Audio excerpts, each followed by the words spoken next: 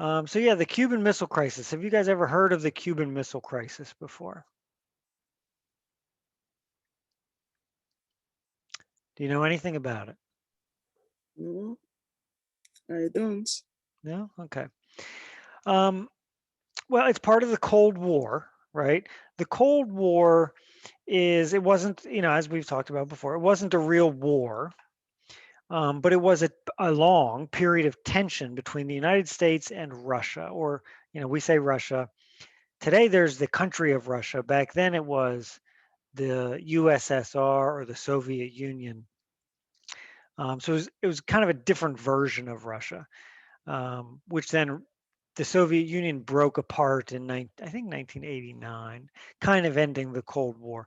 But from really shortly after World War II, 1945, 47, all the way up through the 50s, 60s, 70s, through the 80s, you have the Cold War, this period of tension between the United States and the Soviet Union.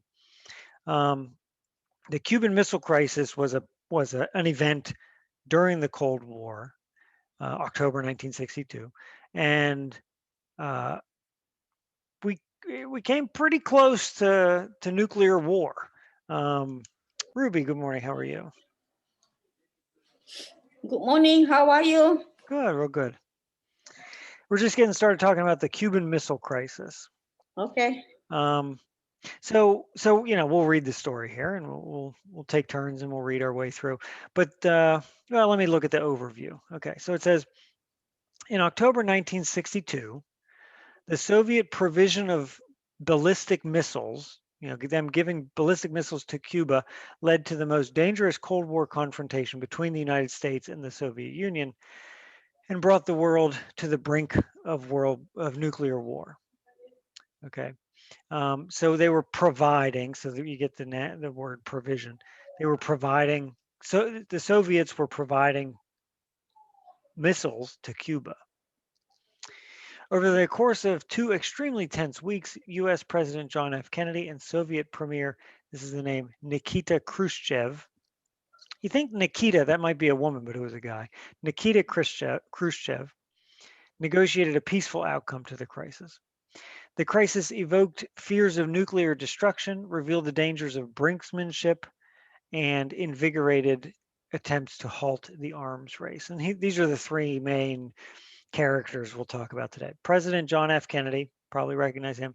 Fidel Castro, who was the dictator in Cuba for a long time, started around this time, Fidel Right. Castro. And then at the time, the Soviet premier, like kind of the head of the Soviet Union government, Nikita Khrushchev. You probably recognize Kennedy and Fidel Castro. Most Americans couldn't pick out Nikita Khrushchev's picture, which is fine. We have the word brinksmanship. It revealed the danger of brinksmanship. What do we think that is? When you're talking about nuclear war and the nuclear arms race and tension between countries, what do you think brinksmanship is?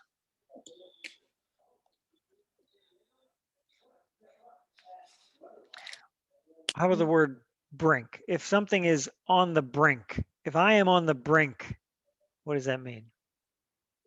That means you try to taking a break from your car or something. No. No, No. Okay. no. Brink, Edge. BRINK. The Oh. On the edge. edge. Yeah, all the way came. Yeah, so on the edge. Okay, so like the edge of a cliff, right? The brink of a cliff. Oh. Okay. Or if I'm on the brink of um, if I'm trying to do this task and people are bothering me, I could say, no, I'm on the brink of success. The edge. Yeah, the edge. Okay.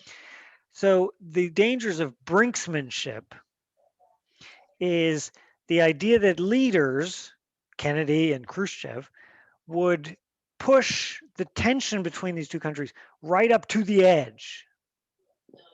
Well, what would be on the other? What's past that edge when we're talking about the Cold War?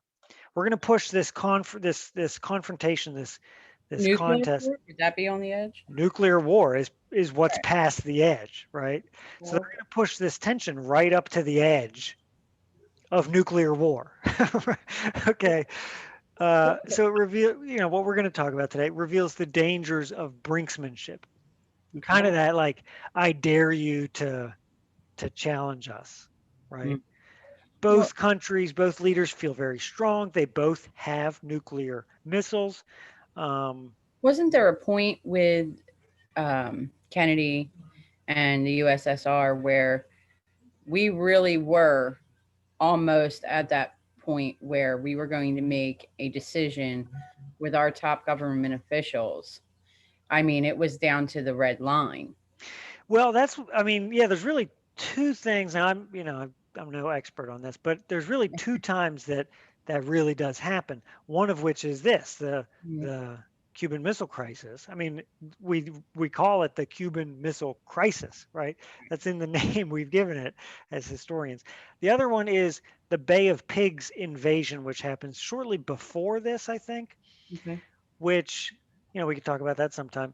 And I don't know a whole lot about that, but that was the Bay of Pigs is just a bay, an area of Cuba, and American forces went to invade it. And I forget how there was a misunderstanding, and then they kind of bungled it. They did a bad job, and I don't remember the details of the Bay of Pigs invasion, but it was a failed invasion. They bungled it. They botched it. They did a bad job, and it became kind of close then too. But the Right. Cuban Missile Crisis was pretty close. They took them to the brink, like the first bullet point says, and brought the world to the brink of nuclear war. So yeah, that was, there, we did come close in this instance, of, yeah, the president pushing that imaginary button, because it's not really a button, but pushing that button to The launch code. nuclear Yeah, missiles. it's a code. uh, and we can talk about, so let's revisit this at the end. Let's learn this story, and then we can talk at the end, like, the lessons we can learn from this. Okay, Mhm. so here's our three people. Okay, and just to make sure we all know, here, this is where Cuba is. It's a Mhm, fairly large island south of Florida on the Caribbean Ocean, right? mhm, And then this is the Soviet Union. You see these borders within the Soviet Union. These are the smaller countries. When the Soviet Union broke up in I think 89, they became countries like Belarus. Um, I think there's about a dozen of them, most of whom we Americans have never heard of. I mean, they're small Eastern European countries, former Soviet. Sometimes they call them satellite states, Soviet satellite states, because a mhm, satellite, not like the space satellite, but the actual definition of a satellite is anything that goes around something else. Like the moon is technically a satellite of Earth because it goes around Earth.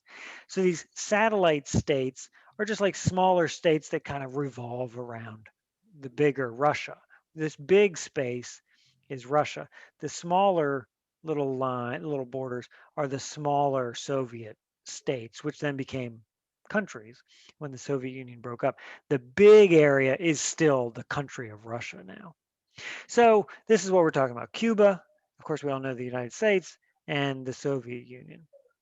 Okay, so we can jump in. I've bolded some good historical vocabulary words. Okay, we have guerrilla war, dictator, amenable, and I've, throughout the reading, we can touch on them. okay. Olawakimi, would you want to read paragraph 1? Do you want to read today? Okay. You okay? Okay. The Cuban Revolution. After waging a successful, excuse me, after waging a successful guerrilla war against Cuban dictator Fago- Fa- Fulgencio Batista, Fidel Castro came to power on January 1, 1959. Castro was not yet a communist, and US policymakers initially took a cautious wait and see approach to his regime. Over the course of 1959 and 1960, US Cuban relations worsened, due to Castro's anti-US rhetoric and radical policies, especially his refusal to hold elections. When it became clear that Castro intended to pursue an alliance with the Soviet Union, President Dwight Eisenhower cut off diplomatic ties to Cuba and began preparing contingency plans for overthrowing Castro and replacing him with someone more amenable to the United States. Okay, thank you. So the Cuban Revolution. So there was a dictator, Cuban dictator, Fulgencio Batista. Okay. Now, what is a dictator? That's a good history, social studies word. What is a dictator? A dictator is somebody that dictates. Somebody that is like a monopoly. He monopolizes everything. He says what the country is supposed to do, and that is the final. So he makes the rule on his own. Right. Okay. So it's not, it's a political, we could say a politician, although a dictator isn't really a politician. Yeah, it's a person in power, a leader in power who They have total power. Yeah, exactly, total power, right? So sometimes they'll have a constitution, but they'll change the constitution if they need to, right? They'll break the constitution, they'll break their own laws. Yeah, I think so. A dictator, we all know what a dictator is. So there was a Cuban dictator, and this other guy, Fidel Castro, fought a guerrilla war and overthrew the dictator. Okay. Now, what's a guerrilla war, or what is guerrilla warfare? A guerrilla war or guerrilla warfare is when small groups of non-military peoples. So they could be like paramilitary, they could be non-military, they could be civilians that are armed. Mm-hmm. That is, and they're combatants basically. Right. Okay. So it comes from not gorilla like the animal, but the root word guer, Guer, is I think Spanish for war. Okay. And of course, illa is like in Spanish kind of means small, right? So like a small war is kind of the root word. And yeah, it's not a full formal war between this army and that army. It's smaller skirmishes instead of big battles. It's not informal. It's informal, and it can be much more chaotic, right? Smaller groups, maybe nobody's really in charge. Guerrilla war just means kind of a little bit crazier. It's how a small force can beat a big force sometimes. So Fidel Castro, through guerrilla warfare, overthrows the dictator Batista. Okay, the United States says, okay, well, we like that, right? We didn't like Batista, and so the United States takes a wait and see approach to his regime. Of course, the regime is like his leadership. So they're like, oh well, this Castro guy, we don't really know who he is yet, and we don't know if we should like him or not, but maybe we will like him. So let's just wait. But it says through 1959 and 60, U.S.-Cuban relations worsened due to Castro's anti-U.S. rhetoric, right, his speech, and radical policies, and his refusal to hold elections. So it becomes clear that, okay, the United States isn't really going to love this Fidel Castro character. So President Dwight Eisenhower makes a plan to overthrow Castro and replace him with someone more amenable to the United States. Amenable just means likable, agreeable. Okay. And this happens all the time. Anytime there's a big revolution around the world, we've seen it in the last decade, in the Middle East and in different places. The people protest and they demand democracy sometimes. What's been happening lately in the past decade or so in the Middle East. There's these revolutions. The people are driving these revolutions, demanding democracy. But sometimes the individuals that rise to the top through that system, they're no better than the dictators they're replacing. And so here we see Fidel Castro replaces Batista, but he ends up being not a friend of America just the same. Okay, so paragraph 2, and here's a picture of Fidel Castro, pretty tall guy, shaking hands with Nikita Khrushchev, Soviet premier, because they're in an effort to gain some power for this tiny little island nation of Cuba. Fidel Castro is buddying up with the Soviet Union. Okay, this is during the Cold War. So he could have picked, to warm up to the United States, but instead he decided to warm up to the Soviet Union. So paragraph 2, as U.S.-Cuba relations deteriorated, Castro turned to the Soviet Union for support. The Soviets signed multiple trade and aid agreements with Cuba, providing Castro with arms and weaponry, and also gave political support to the Cuban Revolution in the United Nations and other international organizations.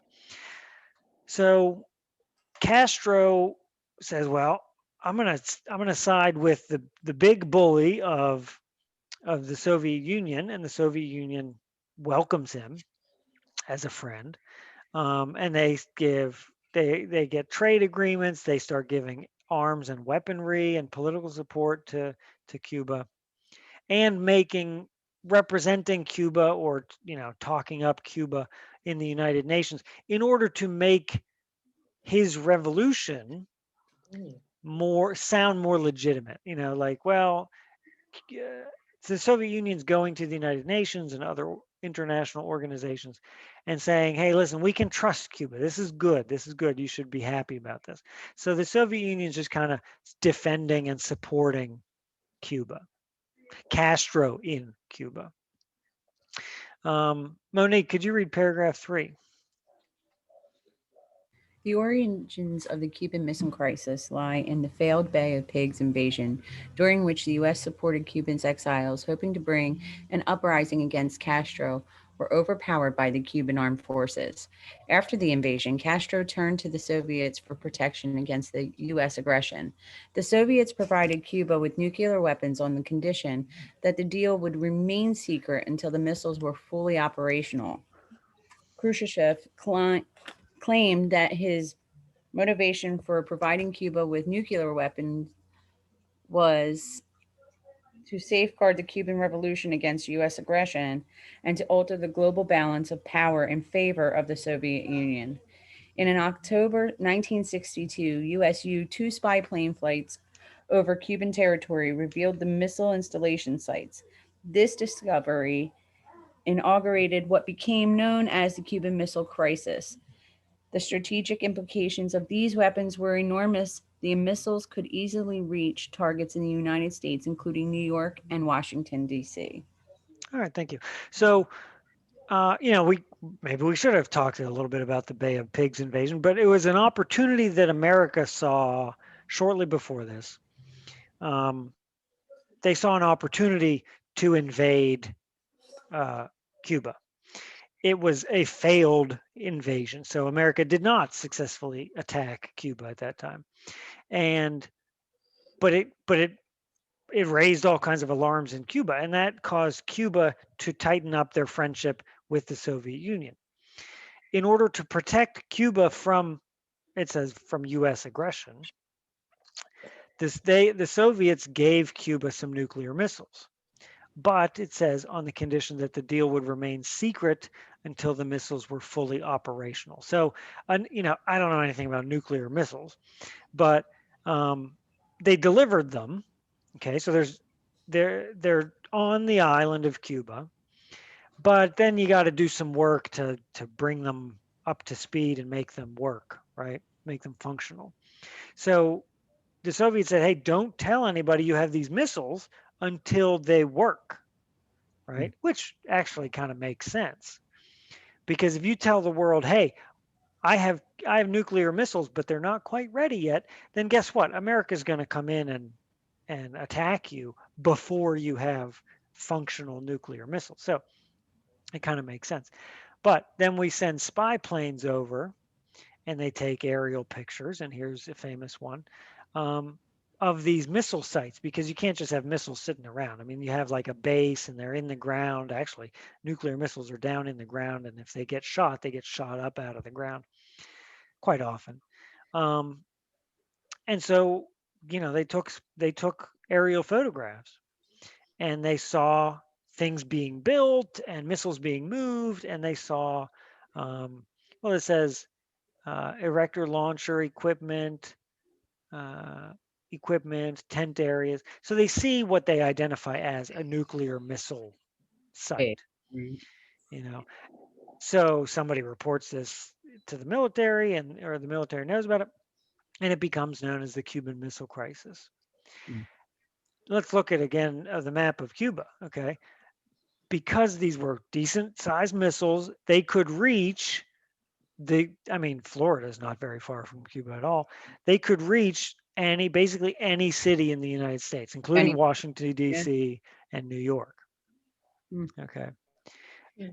You couldn't, well, the Russians did have missiles that could reach across the world, but it would take more time, right? So the missiles being so close in Cuba, that's a big deal and a big worry. Mm. So now we call it the Cuban Missile Crisis. Paragraph 5, it says the Kennedy administration established a naval blockade to prevent any more missiles from reaching Cuba. Okay, so they surround Cuba with Navy ships, and they create a blockade. Yeah, this is where things got really hairy, apparently. Yeah. Yeah, I mean, the tension went way up real quick. Mm-hmm. It says, and strongly demanded the immediate removal of the missiles that had already been delivered. The danger of this approach was that if the Soviets refused to remove the missiles, the United States would be forced to escalate the crisis by authorizing airstrikes over Cuba to bomb the missile sites. Contingency plans were drawn up for a full-scale invasion of Cuba and a nuclear attack on the Soviet Union in the event that the Soviets responded militarily to Kennedy's demands. What is a contingency plan? Plan B. Yeah, plan B, a backup plan. Okay. So their first plan, plan A, you'd say, is the demanding that they stop shipment of the missiles and they remove the missiles that are there. But I mean, it doesn't take a genius to say, well, the Soviets might not do that. So the question is, America, President Kennedy, what are you going to do if they don't? What are you going to do if the Soviets attack, or any number of things? So they draw plans for a full-scale invasion of Cuba and a nuclear attack on the Soviet Union. So they had plans ready to go. If this happens, we're going to do this. If that happens, we're going to do this. So it lasted about 2 weeks, and of course, it's the president and the premier, Nikita Khrushchev. They're talking on the phone. They have representatives talking like around the clock. They're negotiating, saying, "Okay, well, this is what we want, and are you going to do this?" And they're going back and forth. Ruby, do you want to read? Do you want to read today? Okay, I'm going to try. I might struggle. Okay. Yeah, there's some. This reading level is a little bit higher than what I normally do. Yes. Yeah, especially me, Yeah, I'm still lower level. no, you're good. So yeah, give paragraph 6 a try here. Negotiating a peaceful outcome, though, how to say this name? Khrushchev, the name Khrushchev. Khrushchev initially refused to Acknowledge acknowledge the presence of the missiles in Cuba and declare the U.S. naval blockade to be an act of war. He ordered the suspension suspension of all weapons currently in Transit. transit.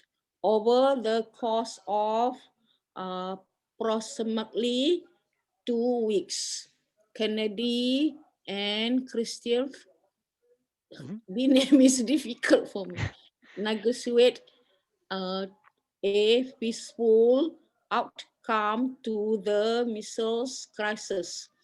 The Soviets compare their provision of nuclear weapons to Cuba with the United States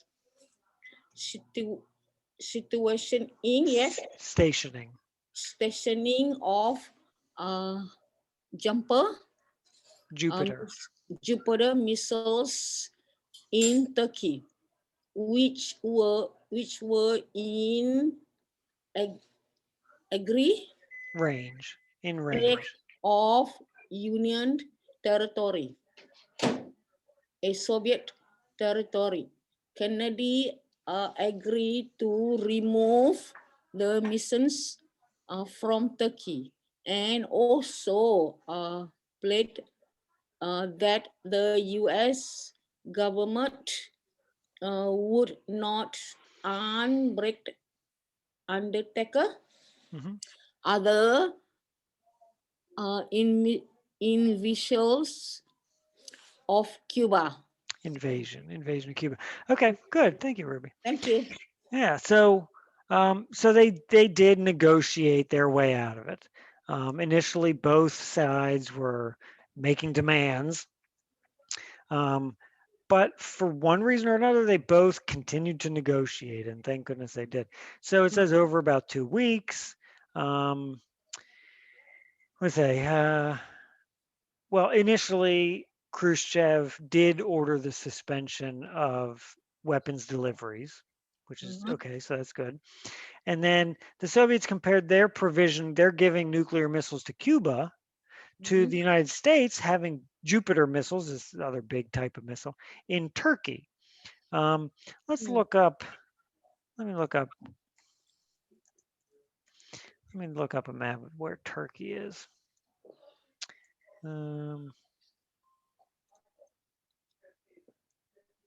Okay, so this is where Turkey is. Okay, in again, kind of southern, well, it's kind of the Middle East, basically the Middle East. Yeah, so pretty close to the Soviet Union. Okay, so, but America is allied with the country of Turkey, and so, like happens a million times around the world now, we have troops there and missiles there, and so strategically, so that we could be within range of the Soviet Union in order to threaten the Soviet Union. So the Soviets make the point, well, hey, if you can have missiles in Turkey, then why can't we have missiles in Cuba? Okay, which, yeah, that does make sense. And so Kennedy agreed to remove those missiles from Turkey. I'll do this if you do that. They both, would remove those close missiles from those countries and pledge that the U.S. government would not undertake another invasion of Cuba. Okay. So they negotiated. Throughout the negotiations, Khrushchev failed to consult with Castro. Okay, and this is interesting. This is kind of it.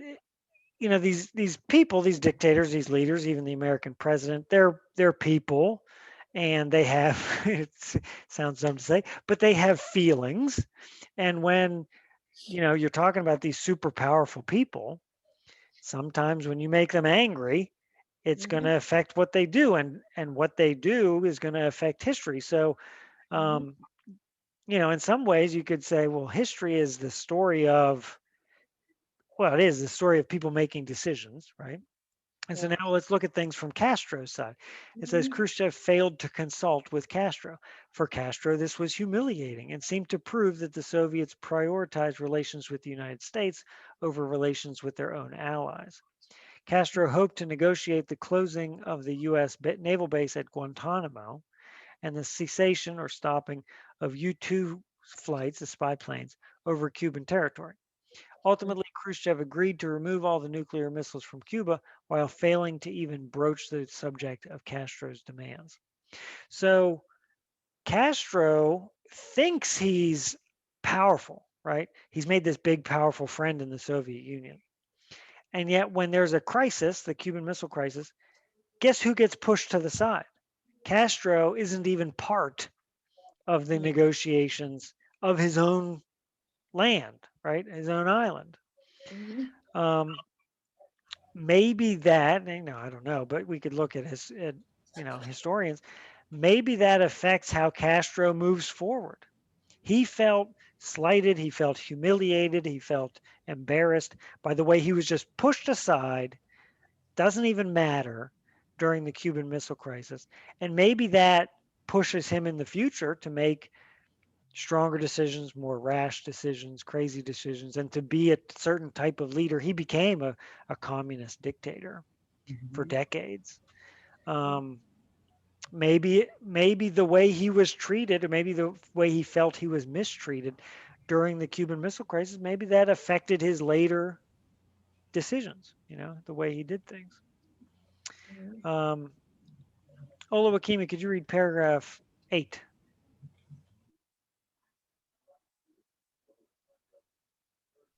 Okay. Consequences of the Cuban Missile Crisis. Although the Soviets attempted to portray the outcome of the missile crisis as a victory, one of the consequences of the crisis was the loss of power for Khrushchev. Khrushchev. Pronounce it again. Khrushchev. Khrushchev. One of the consequences of the crisis was the loss of power for Khrushchev. He was forced into retirement by other Soviet officials who claimed that the missile crisis was proof of Khrushchev's reckless decision-making and his inability to lead the Soviet Union. Khrushchev's successor, Leonid Brezhnev, came to power and sought to reduce tension with the United States. Okay, thank you. So one consequence of the Cuban Missile Crisis was the diminishment, the lessening of power and influence by Khrushchev in the Soviet Union. So his successor as premier, Leonid Brezhnev, came to power and sought to reduce tension with the United States.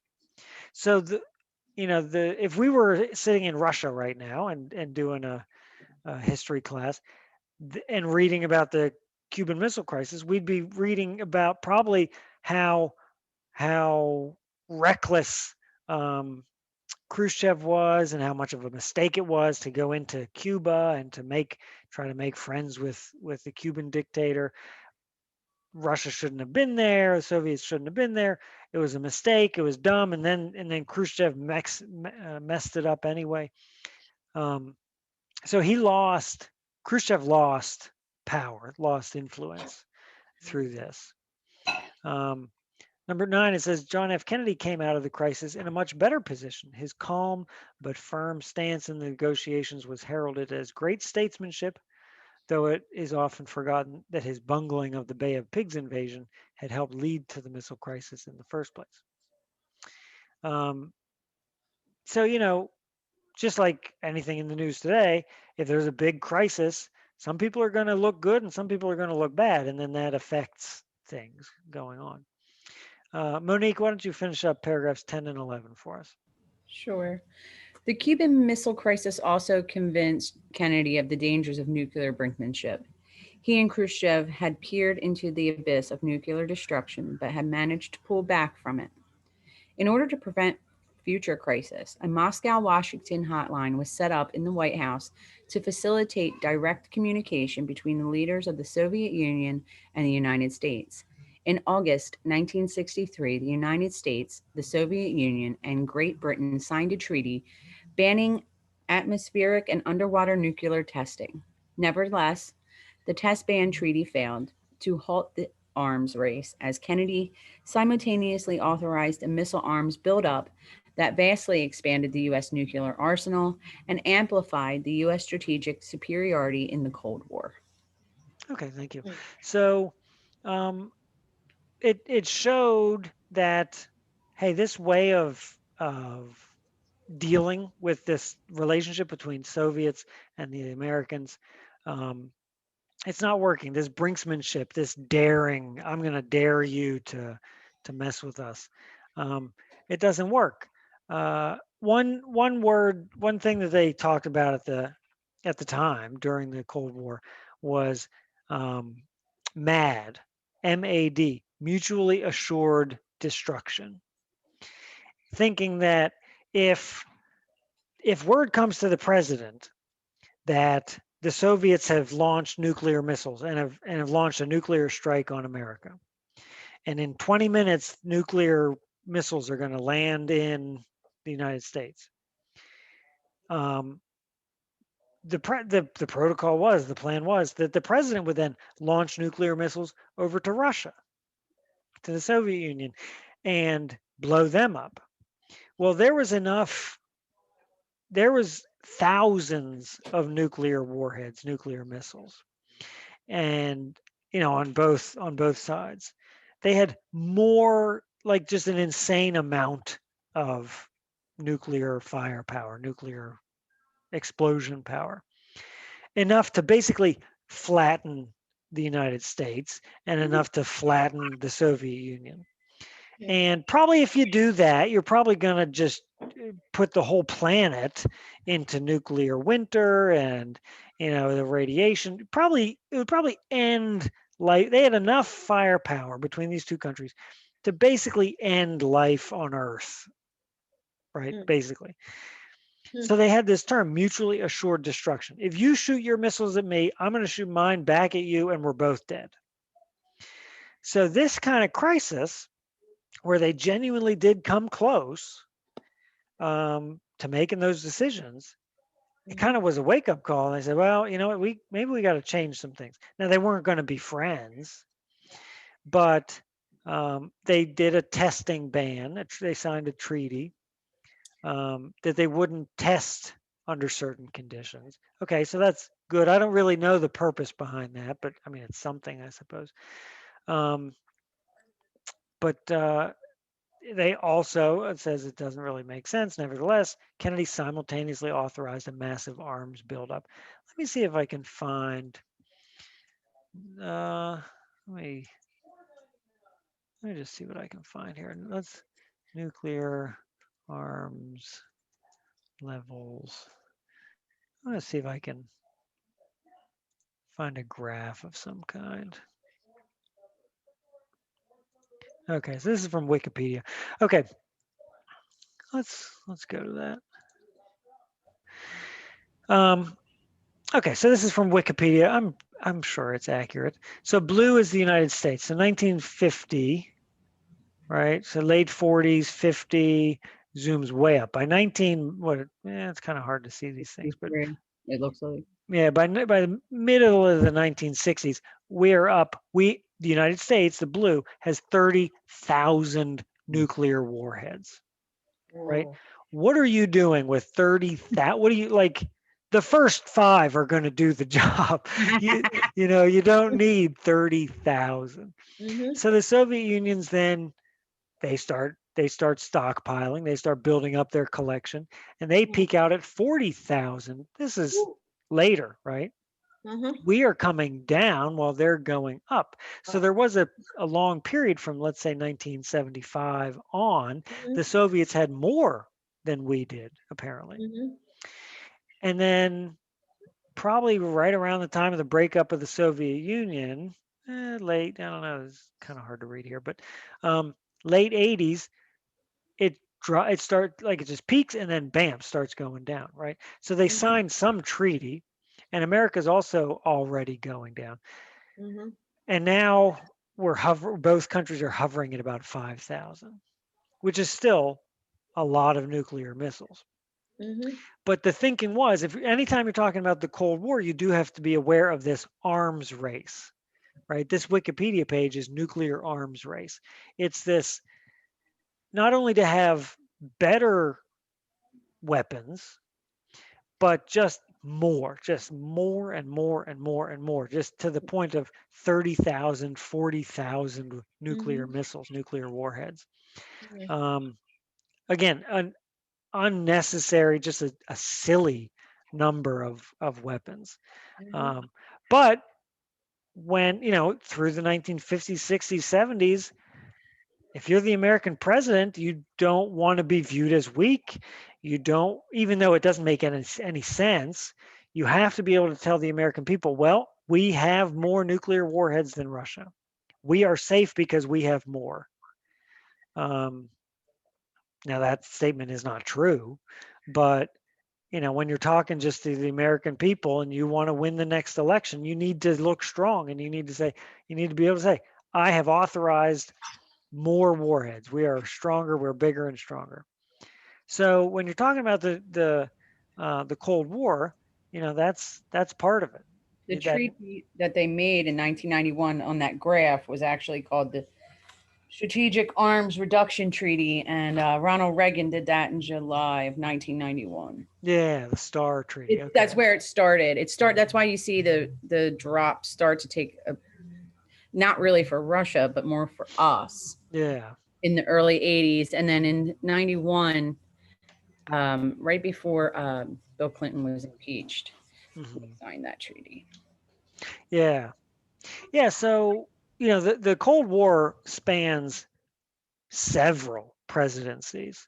Um, Kennedy was of course he was assassinated not terribly long after this. Um, Mhm. and he was just one of the presidents, and he was the Bay of Pigs invasion and the Cuban Missile Crisis. Um, that was his role. But it's there's a lot of history in the period of time we called the Cold War. This is a pretty big one, so I wanted to do a lesson on the Cold War. There's lots of things in here, but when you're talking about the Cold War, the Cuban Missile Crisis is important because it is kind of the most well-known instance where we came the closest, super close Mhm. to, like I said, the president pushing that button of making that decision.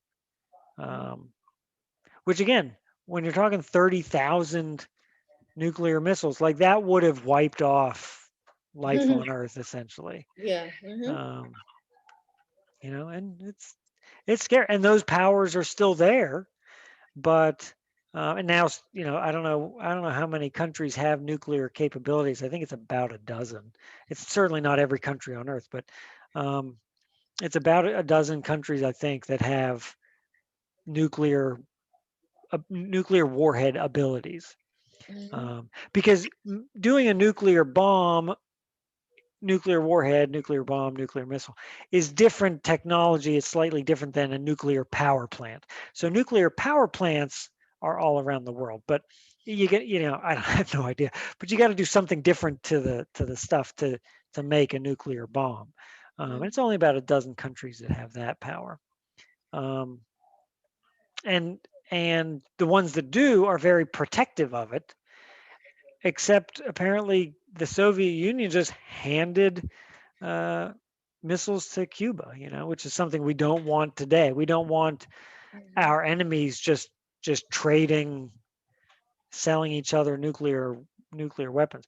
People sell weapons all the time, big weapons, big missiles, but there's something special about nuclear power, nuclear warheads that we keep them special. Nobody really shares those too much.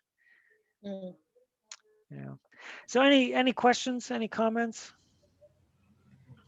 We actually only have 9 countries. Oh, is it nine? It Okay. is. It is 9. And we know most of them. We just don't ever think about it. Yeah. And the one that we usually forget is India, because India is really peaceful. And we don't think of India as like somebody would even use their weaponry. They're really peace loving, but they do in fact have nuclear weapons. There's China, North Korea, France, Russia, and the UK, which is, like you said, because they broke up, Hmm. us, and Pakistan, and I think Israel too. Yeah. Mhm. Well, But that's it. here's a. No, it's not any good. Let's see this.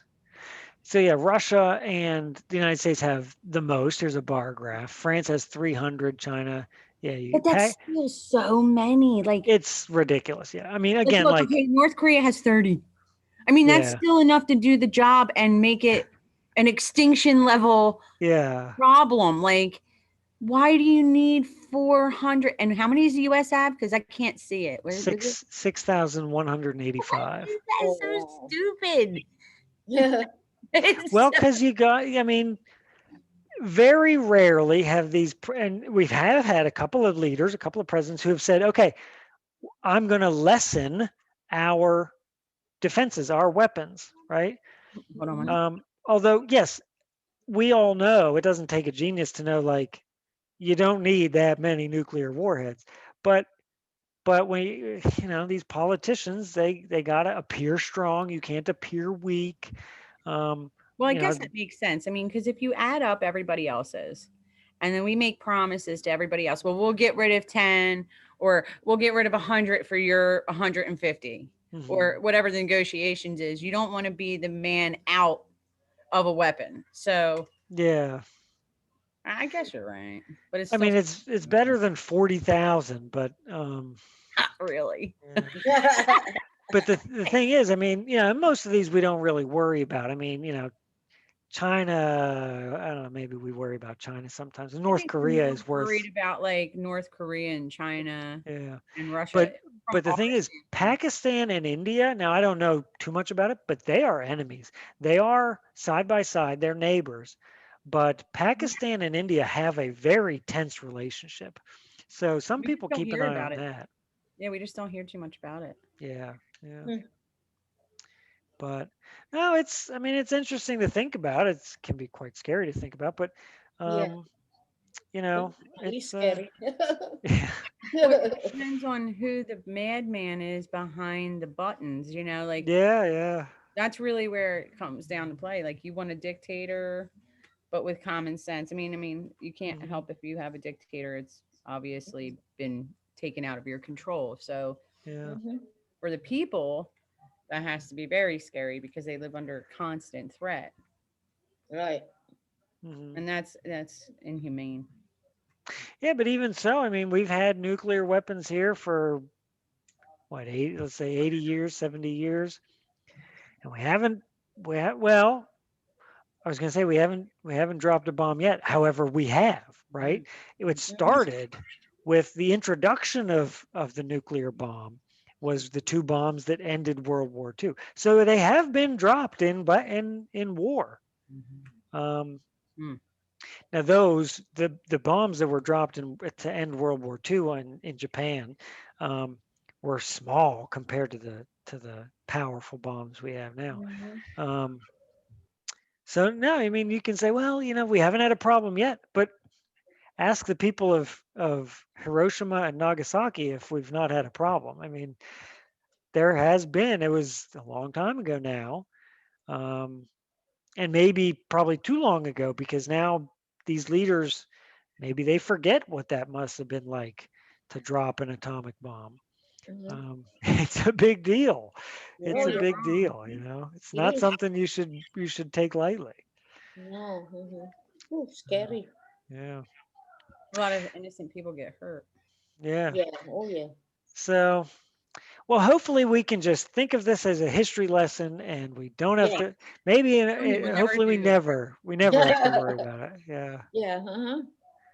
So, All right. well, good. That was a good decision. We can wrap up a little early today. Any other questions or comments?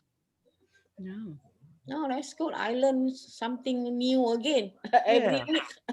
good. Well, I'll send out this recording and I'll send out this reading. Mhm. Um, and yeah, maybe if you want, you could do a little digging on the Bay of Pigs invasion. Maybe actually, I'll send out. I got this article from Khan Academy, which is like an online thing. It used to be just math videos. Mhm. um, Khan Academy. I think there was also an article about Bay of Pigs invasion. So we won't read that, but maybe I'll put a link to that in my email.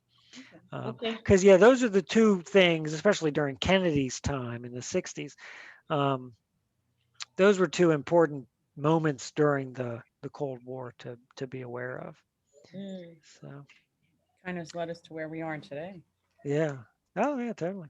You know, Now, Monique, while I'm thinking of it, what's your last name so I can write it's down your. Carmen Brumel. It's two last names, Carmen, and then Broomell. Okay. All right. I just want to make sure I Yeah. put in your time. So yeah, thanks for joining us, everybody, and thanks for logging in. I'll send out an email later, and you guys have a good day. You too. Bye bye. You too. Thank And you. you too. Thank you. Thank you. Thank you again. Bye bye.